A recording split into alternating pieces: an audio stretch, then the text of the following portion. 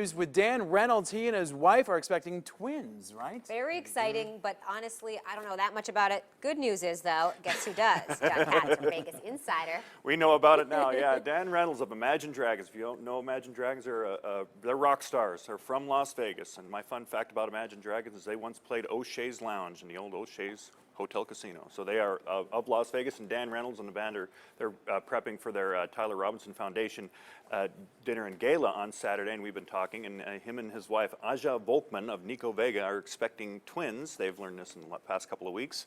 They have a 4-year-old daughter already, and so the naming begins. And we were talking the other day, it was very funny, as I wrote in a column, the most recent Imagine Dragons album was called Smoke and Mirrors. They need 2 names. I said, what about some variation of Smoke and Mirrors for your kids?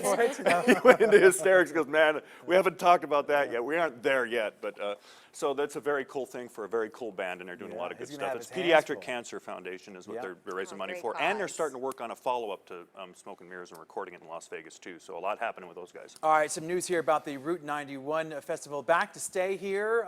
It's going to be in Vegas. Tell us about that. It will be in Las Vegas. Now, every year we have had this. This is the 4th year that Route 91 has been in Las Vegas on what they call the Las Vegas Village, and that's that 15-acre parcel just west of the Luxor and Mandalay Bay. If you're driving north on the Strip and you look to the right, there it is, just before Tropicana Avenue. Now, MGM Resorts officials own 2 parcels. They own this one and the Las Vegas Festival Grounds, which is 50 acres on the corner of Sahara and the Strip. MGM people want to grow Route 91, which is a big deal, sells out 25,000 pretty quickly every year. They want to move that to the north and make it bigger and expand it. Live Nation officials who book the festival in Las Vegas, they like where it is. And the reason they like where it is right now at 25,000, it's manageable, and it's got all those cool sight lines of all those hotels around it. So we're going to see it. There's been discussion. A little tug of war, huh? There is a little bit of a debate. I call it the duet and the debate between MGM and Live Nation. And they're going to stay at the festival ground, at the village now, and not go to the festival grounds. But every year we look at this and to see if it's going to move north, and Live Nation says it's going to stay where it is for the foreseeable future. Excellent.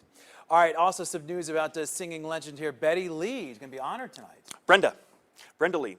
She is she's an icon, a legend of the 1960s primarily, and she made her debut in Las Vegas a very long time ago, folks. It was 1956, she said, at the Flamingo. She was 11 years old. Wow. She was so young she couldn't even be in the casino. She didn't know what a casino looked like, but she was performing in the showroom. And she, the song I'm Sorry and Rockin' Around the Christmas Tree is Brenda Lee.